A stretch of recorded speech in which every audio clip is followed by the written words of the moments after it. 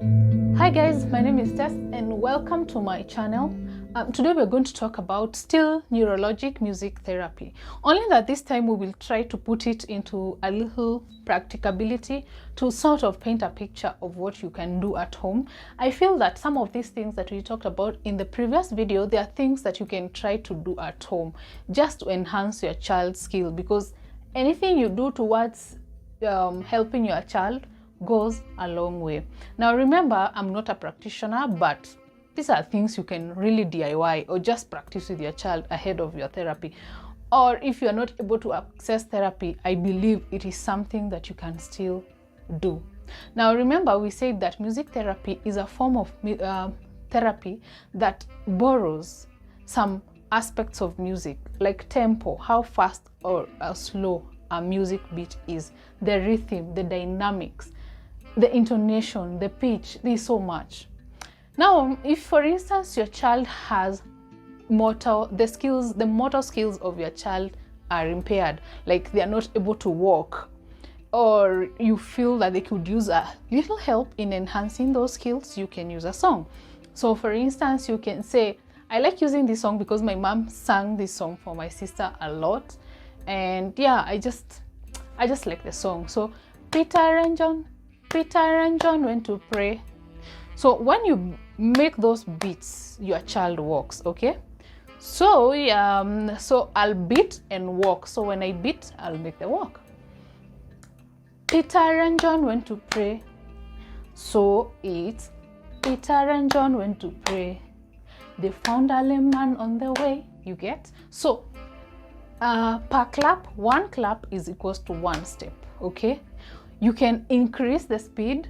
You can be da da or da da da da da, as in based on where your child is. Like, children are different, their skills are different, and the levels of impairment are also different. So based on how your child is, the level that your child is, you decide the pace at which they are going to walk. And also now we move on to the second, speech therapy. So when you do the speech therapy, this is a child who is not able to express themselves. So what do? You sing, you make a melody out of what you're saying. So you can say, my name is John, I like to go to school. Okay, that's lost the rhythm. So you're going to make a song or a melody out of anything just to help them relay a message. You can say like, my name is John and I like to go to school. I come to home at 4. You get the gist.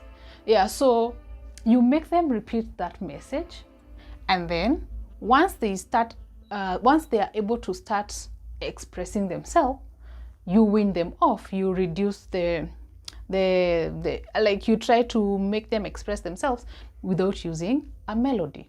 And then when you are singing, you can tap, so that when you tap on their leg, when you're singing, my name is John and I like to go to school, it will help them. Like, it's kind of, when it also helps in communicating to the brain that the rhythm of the song and the rhythm and how fast, like how they should sing, because you'll be like, my name is John and I like to go to school. Does that make sense? Good. And then we move on to the last one. It's the cognitive skill. This is a skill that allows your brain to think and to process information. So this kind of skill can be enhanced in people who are not also able to use part of their body, say the left side, or there are people who have cerebral palsy and they're not able to correctly use some parts of their body, so like the hands. So it means that the brain is not getting the information from this side of the body or from this hand that you need to use that part of the body. So there is something called music neglect training. So you start with, you can use a drum or a keyboard or anything. So if you do not have a drum at home, you can take a bucket, okay? Then you will place the bucket in front of that child, and then you hand over your what is it called, a stick or a mwiko or anything to your child. So what do? You allow them to drum the buckets using that mwiko that you have given them. So you place the bucket on the side of the child that is working. Like say for instance, the left hand is in good shape. So you're going to place the bucket on that side. Then they drum the bucket on that side. Then you keep moving the bucket back and forth. And when you get to that side of the body that has been impaired, you can help them hold the mwiko or the stick. Then you place the drum right there in front of them and help them drum the bucket. Over time, they're going to get this skill and they're going to be able to drum the bucket on their own.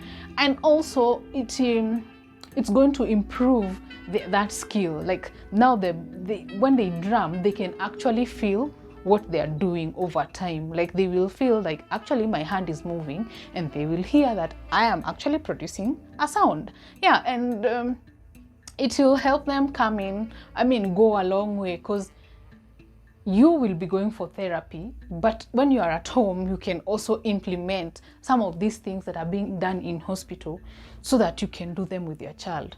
They make you bond with your child, and also build confidence in the child, because you are going to be helping them, and when they get to a certain milestone, you cheer them up or you reward the child because they have achieved that milestone, and it will help you create that relationship with your child, and it will help you understand your child better and how they communicate. Remember to like and subscribe to my channel. Let us grow together. Yeah, and that's all. If you have any questions, please let me know.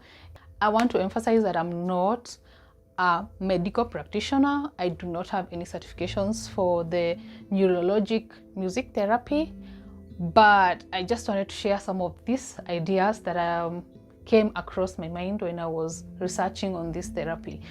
I know you also agree with me that these are things that you can actually borrow and take home. So that's all for today, guys. Cheers, take care, and let's keep in touch.